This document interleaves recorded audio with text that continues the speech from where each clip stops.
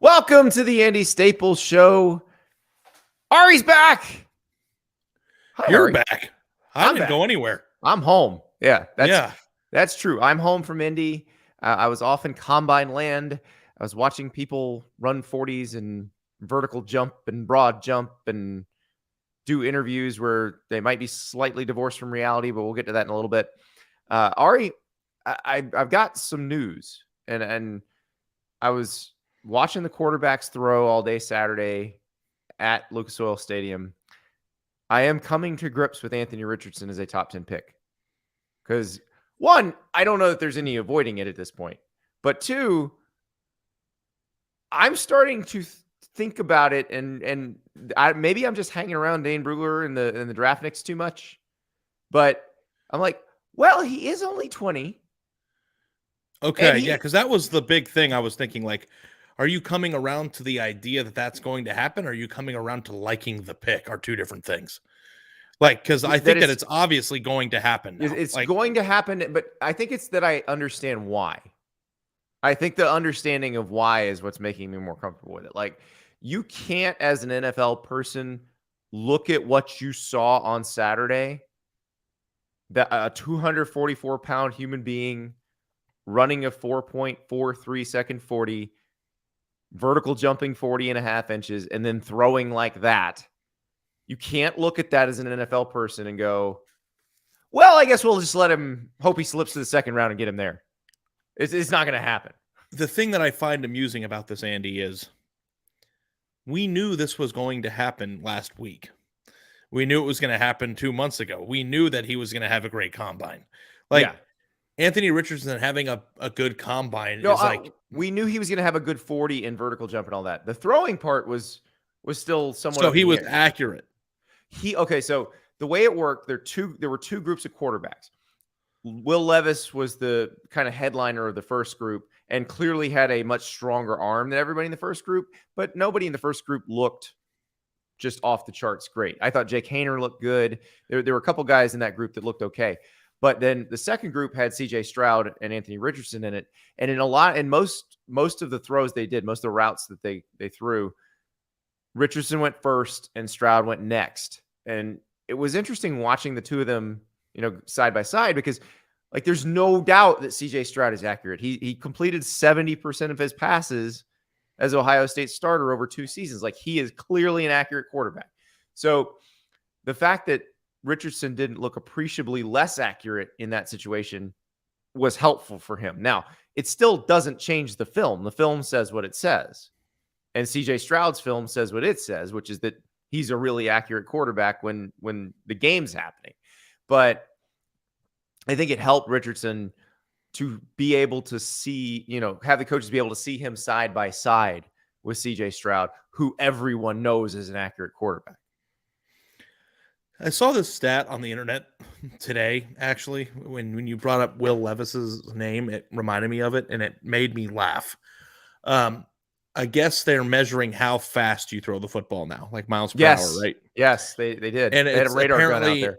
Apparently, Will Levis threw the ball. I don't know the speed, but it was by far No, he didn't. He didn't throw it the hardest. Who threw it harder? Dorian Thompson-Robinson, 62 miles an hour. Okay. When I read this stat, maybe Dorian Thompson had not. Levis threw it the fastest of the first group. Okay. But then Richardson threw it fast, and then DTR threw it faster than anybody. But the stat was, and maybe it's wrong. I mean, I don't know. Now it's wrong. But it said that in past combines, at the time that Levis threw it, that only 2 quarterbacks had ever thrown it faster at the combine previously.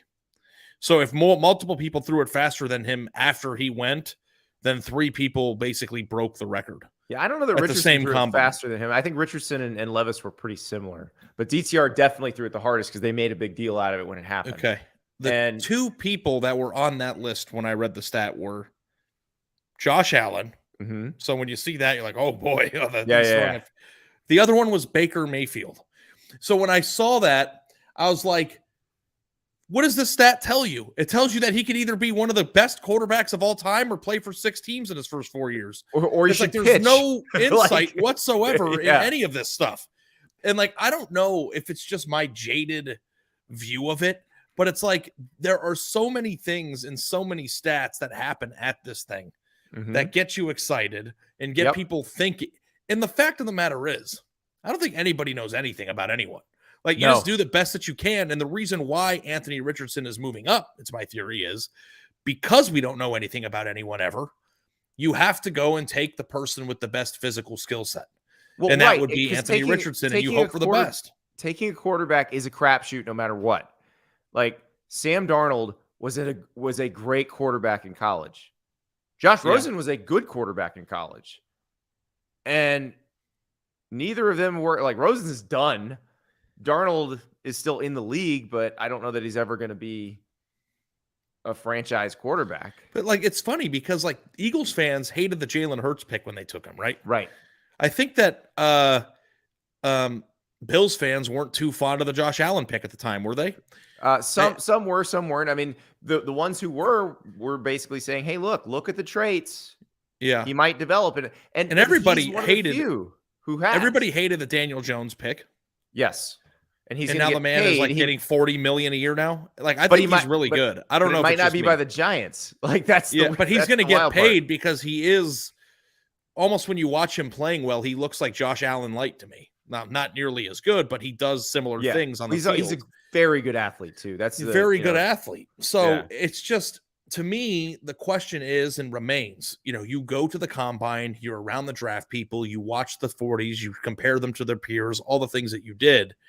And it's easy to lose sight of what you think matters the most. And the question that I have for you now is, after you went to Indy and ate the shrimp, or the shrimp cocktail with Scott Docterman, who, by the way, I have to weigh in and say, that was a pretty big bite for somebody who had never had it before. Oh, he had it. He had it before? Oh, okay. I thought that was his first time. And I was going to say, like, was he too busy having weird Thanksgiving meals every time he went to Indy? He must have been in Indy like 1,000 times in his career. We both ate the whole shrimp on our first bite. Oh, yeah. Well, here's I mine. thought that was his first bite. Yeah, this is mine. All right, now it's my turn. I have my little shrimp pork. We're gonna grab one of these suckers.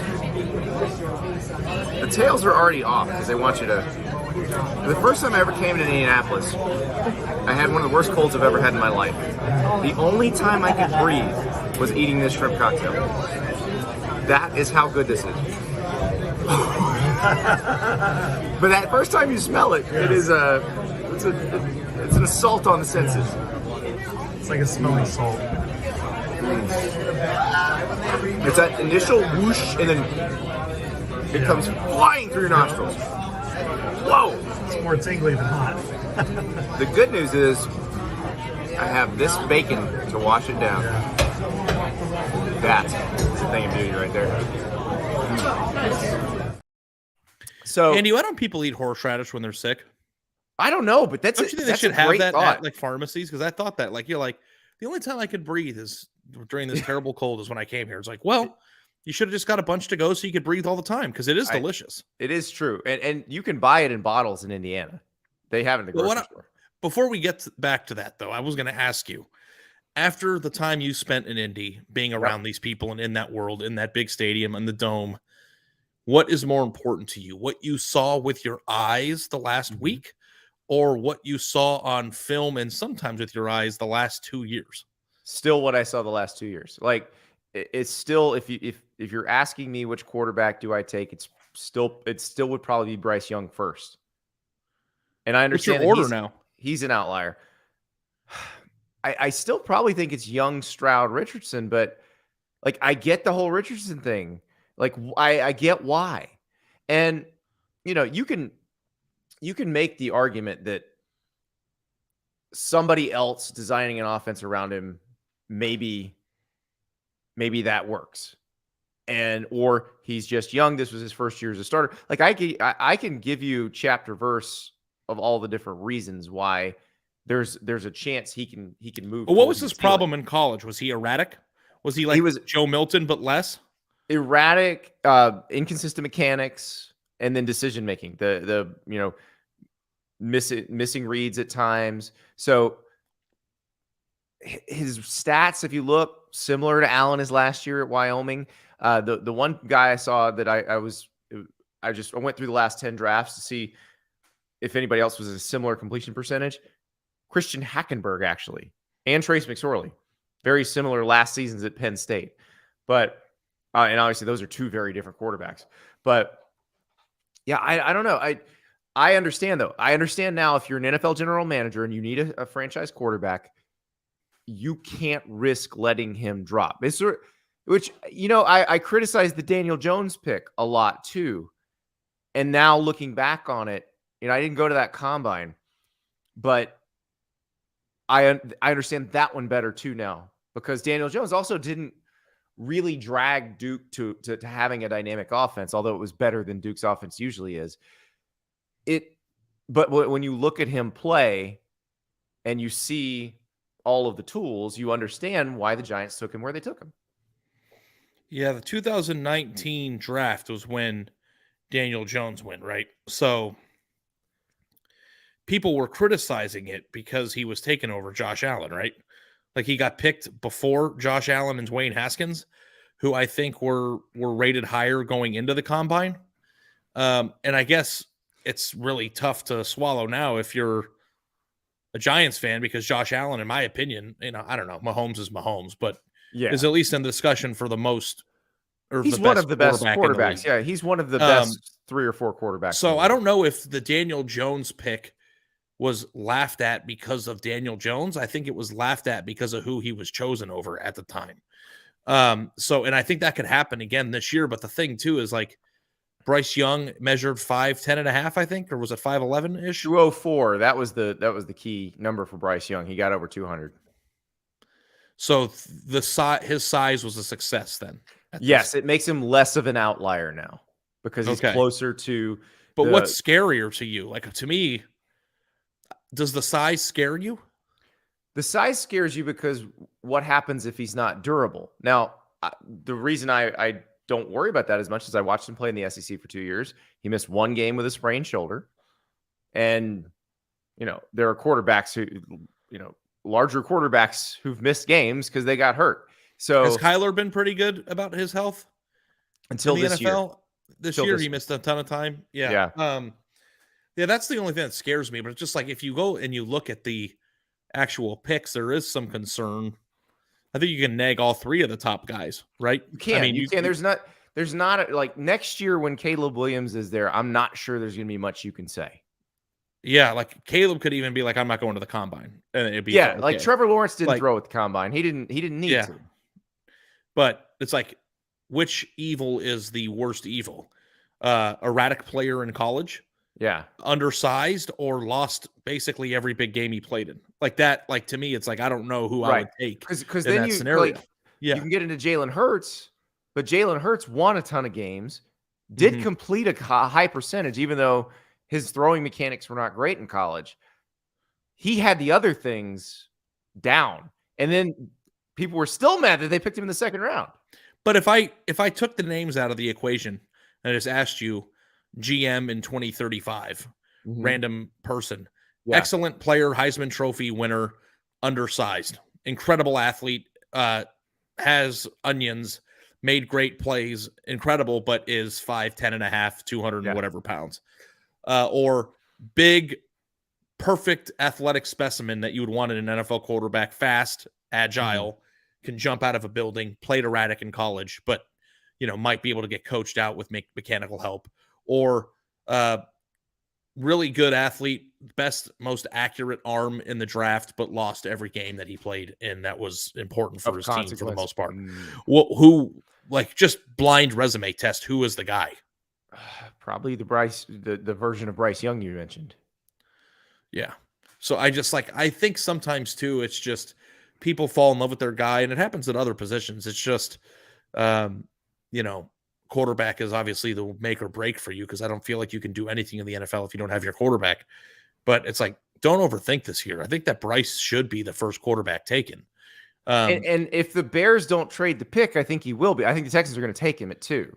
So the question is, does somebody want to make sure, like, do the Panthers or the Falcons want to make sure they get whoever it is they want, whether that's Young, Richardson, or Stroud?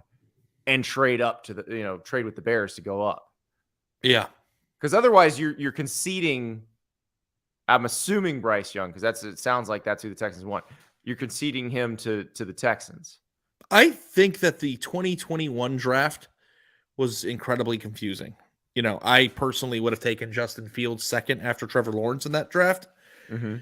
But there were 5 guys some played at different levels, different parts of the country. Yeah, the Trey Lance thing was the Trey Lance, but even the BYU thing. Yeah, the Zach BYU Wilson thing was hard. I think this is pretty straightforward. I think I would go Bryce, CJ, then Anthony Richardson, and I think that is because I put that also on production. That also could be 1, 2, 3, depending on trades, how it shakes out, right? Yeah, or 1, 2, 4, or 1, 2, 5. I think I would take the bird in the hand when I'm making a decision this big. Yeah, I don't know, because Richardson is probably not bird in the hand. He's like, no, get him and then work on it. Yeah, you are admitting, and that's why I think for Richardson the best situation is if, say, the Lions drafted him, because they have Jared Goff under contract for another year. Jared Goff can take them to the playoffs. They should have made the playoffs this year with him as their starter. And then the Seahawks are another one. Geno Smith took them to the playoffs this year. Mm-hmm. So you could have that kind of Alex Smith guy, and I'm not trying to compare him to Mahomes, but that situation worked out perfectly for the Chiefs, where if you had thrown Patrick Mahomes in, maybe he's as good as he is now. But the way they did it probably helped make him even better. So that's the one where I think there's a chance that. And I do think that there are some parallels to this draft and to the 2019 draft, right? Like going into the 2019 draft, there was no question. Like Kyler Murray that year was the most exceptional player in the sport, right? There was no question about it. He got taken number 1 overall. Then the next 2 quarterbacks off the board were Daniel Jones and then, of course, Kyle Allen. Wait, is that the same draft? No. You're thinking Josh. That was the year that the Jags took the Kentucky edge rusher Josh Allen. Allen, quarterback Josh Allen went in 2018. Yeah, that's a bad. There's no parallel whatsoever. But yeah, no, I saw Josh Allen there and on a list. And that was the one. That was the draft where Lamar Jackson was taken with the last pick of the first round. And that was a guy who had been incredibly productive in college. Now, he didn't have the highest completion percentage his last year. It was like 58 or 59%. But incredibly productive, obviously a weapon. And he goes the last pick of the first. Comp. If everything goes right for him, who is he? Is he Cam Newton? Is that what they say? Yeah. Yeah. And Cam Newton was probably the best college football player of all time. He had the measurables and the production. That's the difference. And he only had 1 season as a major college starter. Now he did start at Blinn, and then he won a national title in that year. Right, exactly. And remember that the stat I always throw out, now obviously if Philip Lutzenkirchen hadn't passed away, this number would be higher. But the number of combined NFL starts by non-Cam Newton members of that starting offense for Auburn. You know what it is? What? 1. That's your favorite stat in the world. You've said it 100 times. It's an incredible stat. It is. Now they had Nick Fairley on the other side of the ball. He's a first-round D tackle. But, can you imagine that team would get smoked by every college football playoff champion there's been? Well, that team played and beat a super team, that 2010 Alabama team. Now, that 2010 Alabama team did not have the chemistry that the ones around it did, because they lost 3 games that year. They lost to South Carolina. Shout out Stephen Garcia. They lost to LSU. Shout out Eating Grass. And they lost to Auburn in the comeback game. But that team was loaded. It was loaded. So I guess it's not fair to criticize a national champion by saying that, but teams just aren't built like that anymore. Cam was otherworldly in college at Auburn. That season he had at Auburn is one of the most dominant seasons you will ever see anybody have anywhere. And that's why when we talk about Anthony Richardson, compare him to Cam, we're just making the physical comparison, because obviously we know that what we saw at Florida was not what we saw at Auburn in 2010. So that's it's not even worth the discussion there.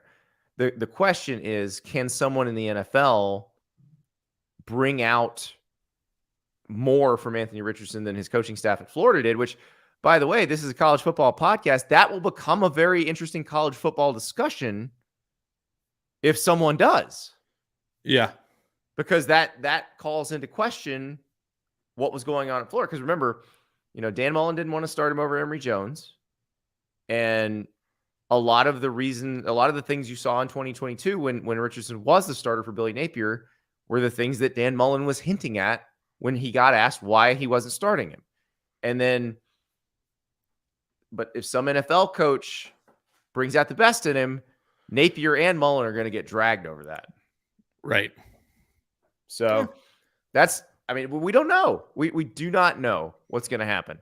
But I do feel very confident in thinking he's probably going to be a top 10 pick, that somebody's not going to be able to resist him. I think I'm okay with him being a top 10 pick as long as he's not drafted before the other two.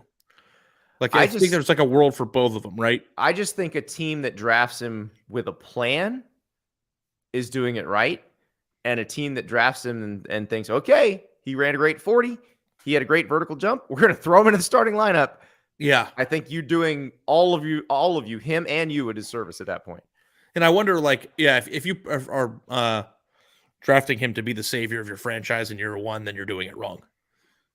Yes, agreed.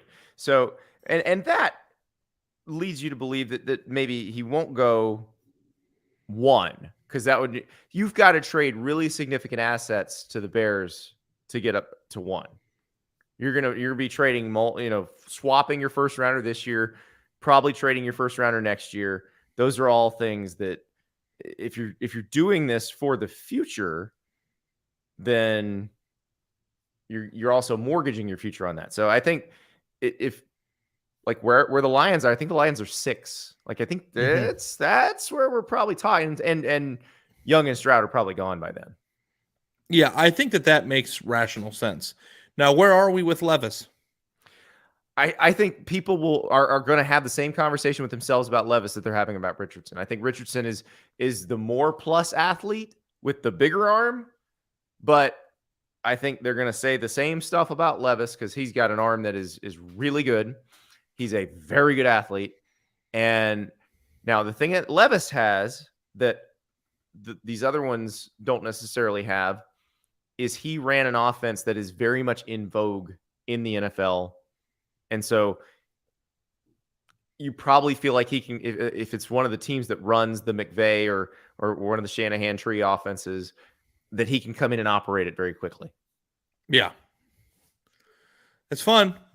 It's fun. The trading card game is high on Levis. A lot of people are trying to collect him early right now. Interesting. I can see him playing quickly because of that very thing, because of the having run the Liam Cohen offense at Kentucky in 2021. Like, if he gets on one of those teams, that they probably feel like they can throw him in right away. Yeah. The hardest part about this whole thing, usually for me, and I alluded to this earlier in the podcast, but in 2021, when you're comparing guys from different levels and different schedules and different conferences, right? Whereas this year, 2 or 3 of them played in the SEC, and one played the Big Ten program. Yeah. So, it is a little bit easier, I think, to parse through because, we really fooled ourselves. Was it a pro day or was it the combine when Zach Wilson threw that 60-yard pass off his back foot that everyone freaked out about? That was the pro day, I think. I think it might have been the pro day, and it's just how much does that stuff really matter? There's no pads, Richardson no helmet. Richardson had 5 throws better than that on Saturday. So yeah, if you want to use that to talk yourself into something, you can definitely do it. It is just funny to me that they don't do anything with equipment on, and I don't think anybody would show up if they did because they're not getting paid for it yet. Yeah, well, it's just harder to track how somebody's going to be with equipment. Like, we're testing them without their equipment on. I know. So it's like everybody is compared without their equipment, but Johnny Manziel wore a helmet in his pro day. Look how did he have a great pro day? Pro day? He did, actually. He had a very good pro day.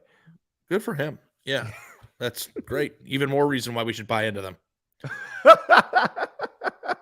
All right, Ari. Switching gears. Nick Saban is mad because the SEC agrees with us.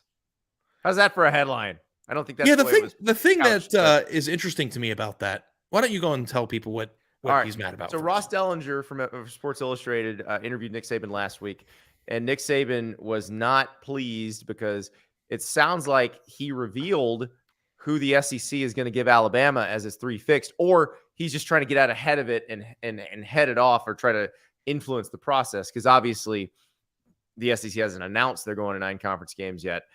So here's what Nick Saban told Ross. I've always been an advocate for playing more conference games, but if you play more games, I think you have to get the 3 fixed opponents right. They're giving us Tennessee, Auburn, and LSU. I don't know how they came to that. I do. They listen to the show. We're like, more ratings. Let's go. I understand if I were a coach and I got a very tough road with the permanent 3, right? Right. But as Seth Emerson pointed out 20 times on the show when he made his appearance on here, it is only a 3-game sample size on your schedule. And most of the time, your conference, don't they play those games usually anyway? All 3 of them? Well, right. They're going to play everybody else twice every 4 years. So they're going to play Auburn and Tennessee every year. Like, that is for sure. So you're talking about getting LSU 2 more times every 4 years than you would. And it's like, isn't it getting harder for everybody? Yes, it is. So like, it's, I don't know. I get it. Like making the thing is I would have more sympathy for them if it was still the 4-team playoff field. Right. Because then losses are still unforgivable. Right. And losses will not matter as much. But in the future, when this actually takes into shape, Alabama could lose 4 times. And if they lose to, LSU, Georgia, Tennessee, and Auburn one year, and they're 9-4 and beat the crap out of everybody else, they're still probably going to be ranked number 11 in the final poll. Yeah. Yeah. It's not really anything he needs to worry about, but look, this is what Nick Saban does. He's been doing this for years. If there's something that's coming down the pipe, he's going to try to influence the process if he can to make it whatever the best situation for Alabama he can make it. Now, what I loved is the Tennessee fans when this came out, because they're all hitting us up on Twitter going, does this mean that we back? made it? Yeah. Yes, it does. There's I don't know if it's just me, but I think at a certain point, if you're Alabama, and that point might have happened 5 years ago, don't you just make the Walter White switch and go from overwhelmed high school teacher to the one who knocks? Like Yeah. Nick Saban, do you care who you're playing? Like your team is loaded. You're a full step ahead, if not multiple steps ahead of all 3 of those programs right now. Like, are you really going to complain about playing Tennessee and LSU? And those are hard games. I'm not saying it's not difficult. I'm not saying that those 3 permanents, but it's a better product for us. And your team is completely and utterly capable of winning all 3 of those games. It's not going to stop you from making the playoffs. And it's not going to stop you from making the playoffs. So what are we crying about? Well, but that's what he does. He does this. When there's a chance he feels to influence the process, he attempts to influence it. So I'm not hating the player. This is the game he's playing. So he every time he's done this, it's been to try to gain an edge for Alabama, or because someone was trying to make a rule to make to stop something he was doing. So I get why he does it. I just think it's hilarious because it means they listen to us. Yeah, or we're just maybe they didn't listen to us. Maybe they're the people who actually stand to make money from it and looked at it and like, hell yeah, we're going to have LSU every year. If I had a lemonade stand and there was something that I could do to make more money on my lemonade stand, I would do that thing. Yes, exactly. It's not that we're not brilliant, are we? I noticed Ross Dellenger also sided with us on the Florida-Oklahoma thing. Create the new rivalry for max ratings. So yeah. It's all the same common denominator here. How can we get the most people to watch? Yeah. And that's what it is. And I hope though, they don't come out and say this is set in stone for 12 years or for 16 years or whatever. Just switch it up every 4 years if you need to. Whatever you need to do and keep the machine rolling. Keep the money flowing. Yeah. Yeah, it's like I would like to do a victory lap because everybody loves my Stars Matter victory laps about things that are obvious. But this is just obvious. So I got a star. I Yeah. got a Stars Matter victory lap for you. Ready? Yeah, I'm ready. Nolan Smith at the Combine. I was laughing my butt off when the D lineman ran, and Nolan Smith ran a 4.39 second 40. And everybody's going crazy. They're like, Nolan Smith came out of nowhere. I'm like, Nolan Smith was the #1 recruit in the country. And it's been awesome for a long time. He was a good player in college. He was just injured for a lot of this season. Yeah. Whew. Yeah. But Nolan Smith is fun because, well, he's a great interview. He always has been. But he said a couple things these last few months. It's just like, all right, dude, I want to know what it feels like in the world you're living in, because he's the one this weekend who said that Georgia does less or does more with less than anyone else. I read that and I almost spit my water out. Is it possible that Georgia has more than anybody without question? There isn't a college football program in the country that has more than maybe Alabama. Alabama, according to Talent Composite, but not by much. Yeah.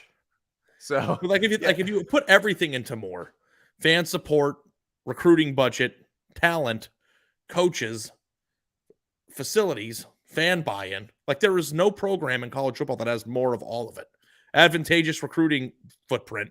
Yes, exactly. Georgia is the epitome of gluttony when it comes to what you have at the college level. Oh, Chad Dog 77 says he was talking about the guys in the box, and he's saying they can do more with fewer guys in the box, which is thank God. 100% true.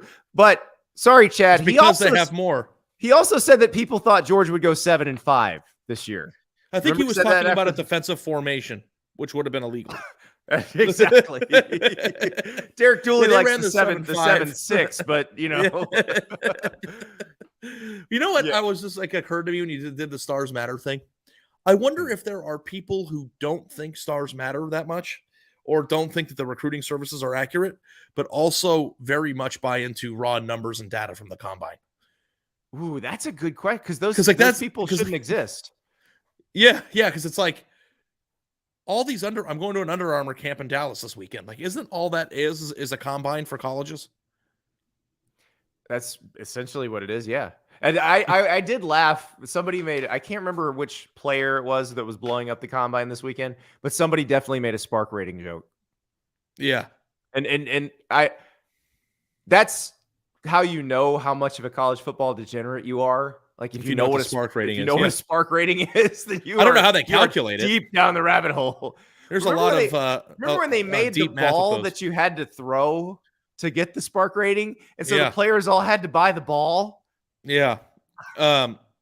It's not a friendly formula for a bad at math podcast, though. Oh yeah. It's terrible. It is funny, but you're right. The combine, yes, the raw numbers combine guy, the one who says if you make, if you post these types of numbers, you're much more likely to be successful in the NFL. You also cannot be a stars don't matter guy. I wasn't at the combine, but look at Matthew C's comment, read it out loud, and tell me if that's accurate. How does that explain Stetson Bennett, Ari, who absolutely dominated 2 quote unquote first round QBs at the combine this weekend? He threw better than Richardson and Levis both in the combine or in games? Because it wasn't in the combine, because I was there. Yeah, I don't know. Matthew, but we get it. You're a Georgia fan. You like Georgia players. It's okay. It's cool. Is Stetson Bennett like what's his deal though? He's like a 7th rounder, like rah-rah, backup quarterback type, or like is he actually? Yeah, but we said that about Brock Purdy, and Brock Purdy started for the 49ers and did just fine. Yeah. So we don't know what Stetson Bennett's going to be. That's the crapshoot of it all. Like the greatest quarterback who ever played was taken in the 6th round. He's the last round or last day pick though, right? Yes. Yeah.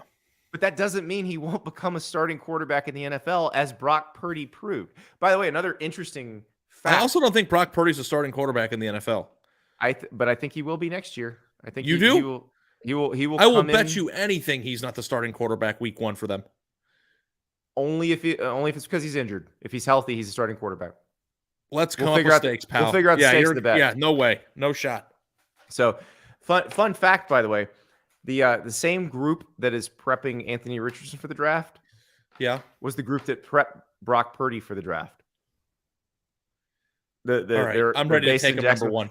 So, well, what's funny is so Tom Gormelli is the name of the guy who runs the Torque Performance. He's actually a physical therapist and started out working with baseball pitchers. So one of the baseball players that he trains texts him and he's like, you have a chance at back-to-back picks in different drafts. Like that never happens because they had the last one in the last draft. So yeah, if somebody wants to trade up with the Bears, they could get the first one in this one, maybe. Yeah, that's funny. So, but that is. Well, I am excited to see what the Bears do with their pick too. This isn't an NFL podcast, but yeah. I do want to see Justin Fields play with some modicum of help. Better players, yes, that's true. And I think if they can get somebody to trade, that's what you do, because the somebody who's going to trade with them is probably somebody who still has a top 10 pick in this first round. So you're going to get that pick. So you're going to be able to get somebody good, whether it's a corner or an edge rusher or something like that, an offensive lineman. And then you'll get a second round pick this year, which will give you a chance to get somebody else good. Maybe if they have enough cap room to go get like a DeAndre Hopkins or somebody that you can just count on to be open every play. Yeah. And then we see if Justin Fields is good, because remember, he's on a rookie contract. They can decide then if Justin Fields is the guy, or do they want to draft somebody? I wonder if Justin Fields could take a Jalen Hurts type jump if they gave him help. Like, it's like crazy how much better Jalen Hurts got when they added what's his name? AJ Brown. Receiver, AJ Brown to the lineup. So, I don't know. It's just like get some protection and add a stud receiver, and I think he might be pretty good. But, it is kind of interesting because his throwing has been pretty terrible in the NFL. And like in college, when I covered him, he was an incredible passer. So I don't know if there's very accurate thrower. Yeah. Something about reads or whatever that is causing him to not quite, or if it's just, a lack of options on the field. But I am curious to see if I think this year we'll know whether Justin Fields is going to be a 10-year starter or if this is going to be winding down pretty soon. Yeah. I'll be curious to see what the Bears do. I think even though there's some very good players that are non-quarterbacks at the very top of this draft, and we did a whole episode on Jalen Carter last week. We don't necessarily have to get back into that. We'll see what happens with that situation, but Will Anderson's up there too. But I do think if you can stockpile more assets, because there are some really, really good players that they could get, in the top 10 that maybe aren't Jalen Carter or Will Anderson. So that's especially because, there may be three quarterbacks. Like if they trade back, three of the people taking ahead of them may be taking quarterbacks, or maybe even four. So yeah, they could probably still get the guy they like. Yeah. So that'll be really interesting to watch. But I'm fascinated to see how we view all of this. The Purdy thing. Look, you and I knew Brock Purdy was a good college quarterback. Did either of us imagine that he could get thrown into an NFL? We were sitting there watching that game against the Dolphins when Garoppolo got hurt.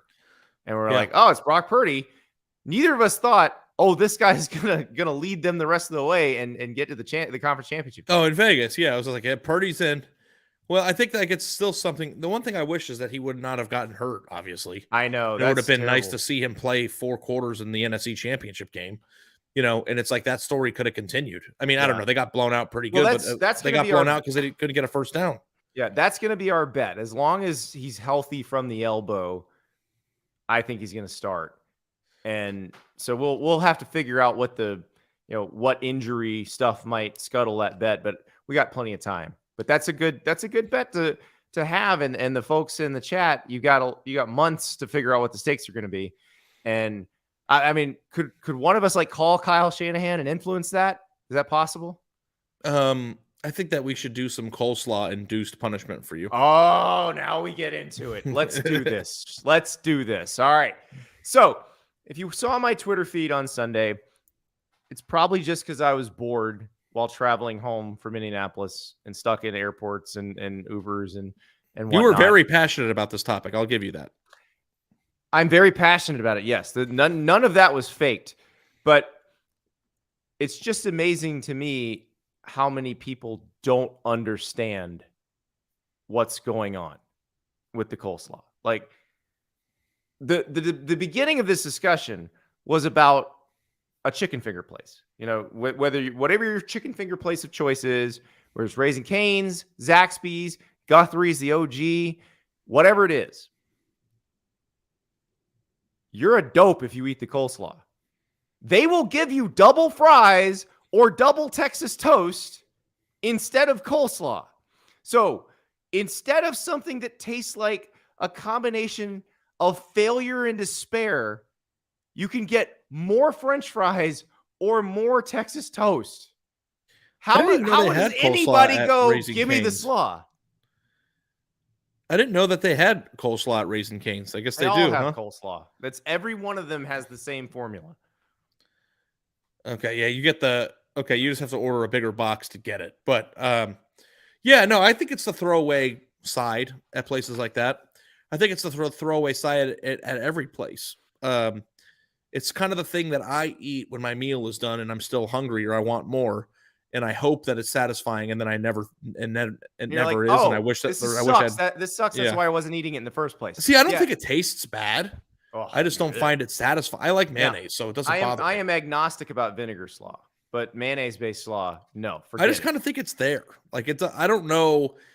My editor, Mitch, then why does it exist if it's just there? Well, here's the thing. Don't give me it cuts the flavor. The flavors are amazing. Why would you want to cut them? Mitch Light, my editor, texted me and said he loves it on a pulled pork sandwich. Yes, and I want to know group of people who like that. If it's a better garnish than it is a side to be eaten with a fork. It probably is. I mean, the Reuben is a thing for a reason. Like it's not the same thing. But who puts coleslaw on a Reuben? No, sauerkraut. It's also cabbage. So I was gonna say that'd be a weird combo, but yeah, I mean sauerkraut has a distinct flavor too. Yeah, I just think if coleslaw failed to cease to exist, I don't even know if I would notice. No one would shed a tear. Matthew says, now, Andy, I will say the kimchi coleslaw at Heirloom Market Barbecue is amazing, but that is completely different. Okay, that is not bathed in mayonnaise. Like cabbage, I can take or leave. I can eat cabbage. That doesn't make me want to throw up. And in like the vinegary bases, like somebody was mentioning Permani Brothers, the sandwich shop in Pittsburgh. They put a slaw on their sandwiches, but it is the vinegar-based slaw. It's not the same thing. Now, that mayonnaise-based slaw does get put on pulled pork sandwiches in the Carolinas. But you can't. It's put on hot dogs all over the South. The thing I'll say is that I agree with you about coleslaw. I find it to be a very benign, non-satisfying side dish. But you also take everything that has mayonnaise and hate it. So, like, if it's just a casualty, terrible. But if it's a casualty of being related to mayonnaise, then that's not fair it's not even that hard. Like you don't like deviled eggs, right? Like deviled eggs are delicious, but they have mayonnaise in it, right? Yeah, so you don't like them. But it's weird because I like things that are made with mayonnaise where you can no longer taste the mayonnaise or it doesn't taste like mayonnaise anymore. Like I love pimento cheese. Doesn't taste like mayonnaise. So the thing that got me going, and the only reason I kept this going for so long this weekend, was the people who kept saying, but you haven't had my favorite coleslaw. And I'm like, did I not make myself clear when I said all coleslaw sucks?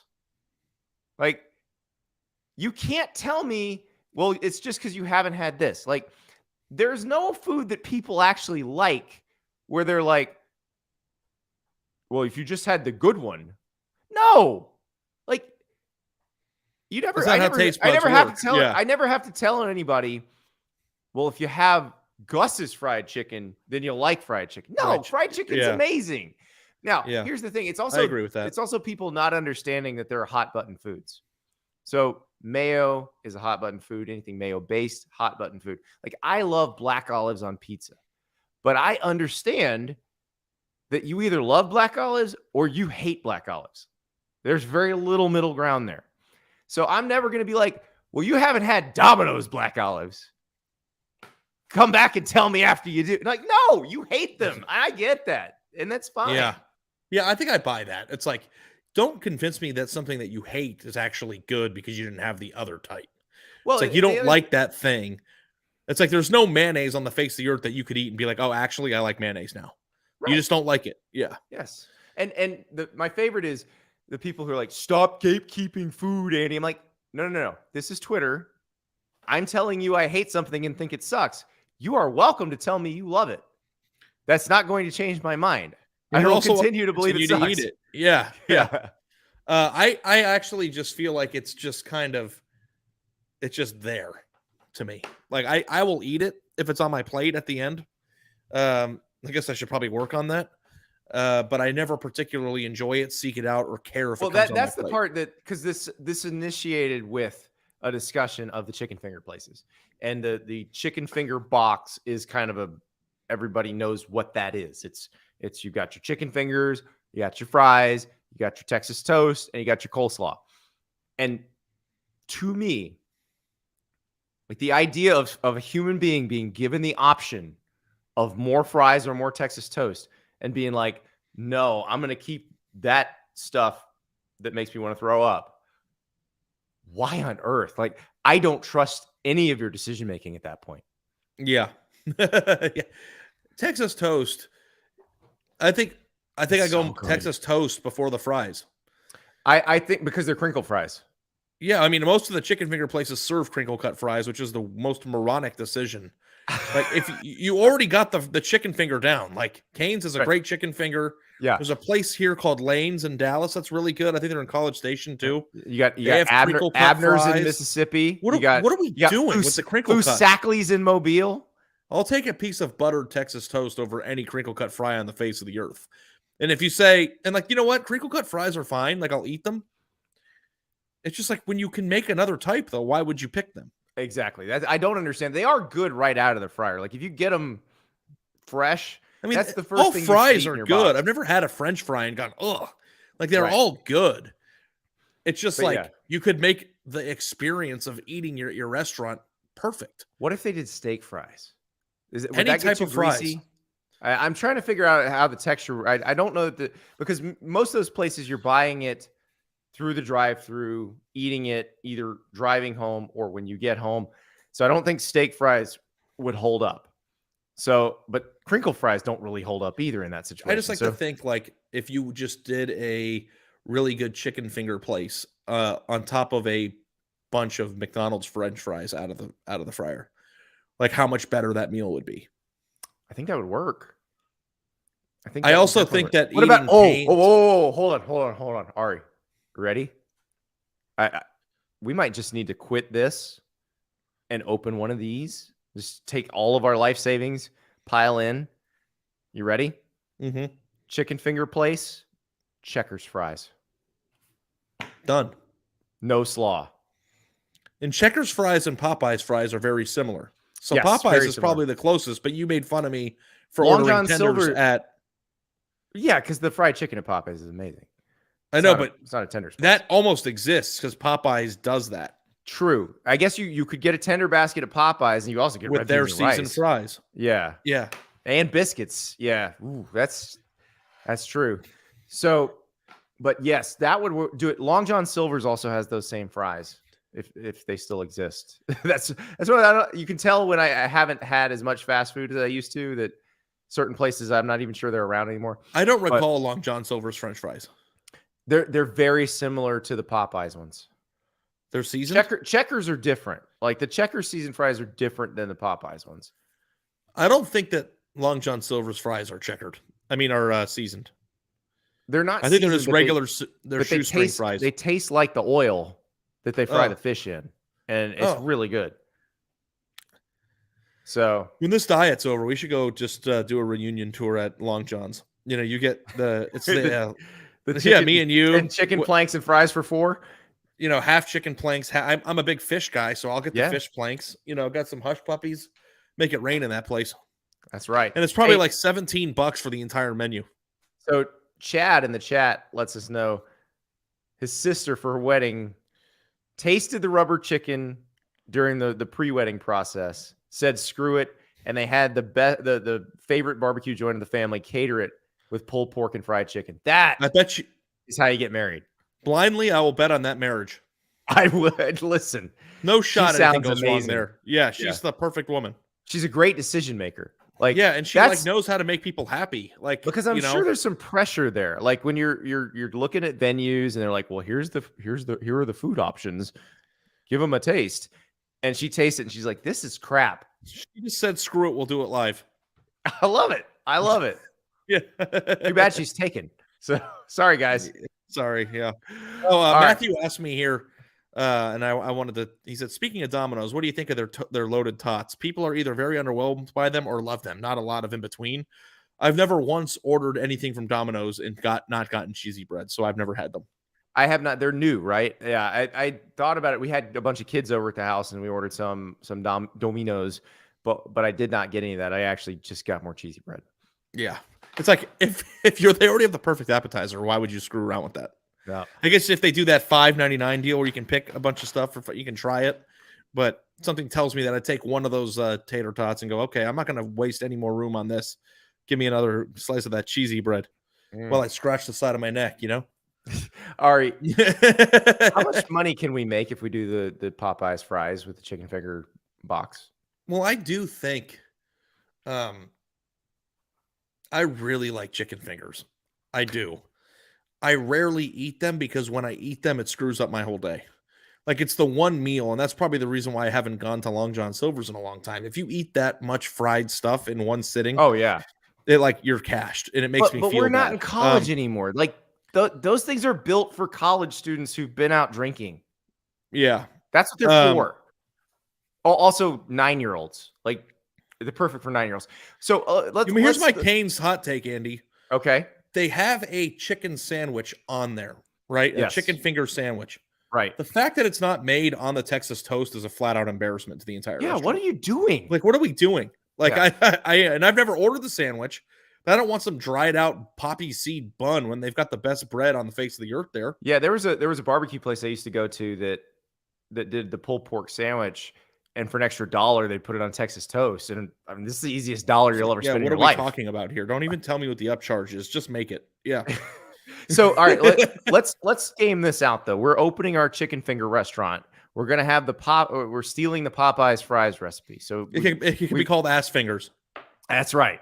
I don't think we'll sell many if we do that, but we can try it.